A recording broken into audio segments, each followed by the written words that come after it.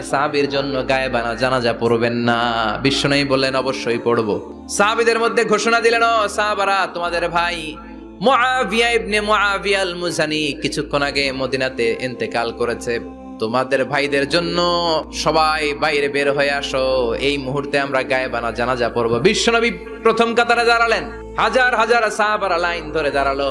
সাইয়েদনা জিব্রাইল 1,40,000 ফেরেশতা নিয়ে সাহাবাদের পেছনে দুইটা লাইনে দাঁড়িয়ে গেলেন। নামাজ শেষ। বিশ্বনবী তো অবাক, ঘটনা কি? বিশ্বনবী জিজ্ঞেস করলেন, জিব্রাইল, কোন সাহাবীর গায়েবানা জানা যায়? তোমরা আকাশ থেকে এত ফেরেশতার বহর নিয়ে নামো নাই? কি এমন আমল করেছে আমার মুআবিয়া যার কারণে 1,40,000 ফেরেশতার বহর নিয়ে তোমরা দুনিয়াতে নেমে এসেছো? সাইয়েদনা জিব্রাইল বললেন, নবী, তেমন কোনো বড় আমল নয়, ছোট্ট একটা আমল। আপনার এই প্রিয় সাহাবী হাঁটতে বসতে চলতে ফিরিতে সব সময় পড়তো কুল হুয়াল্লাহ।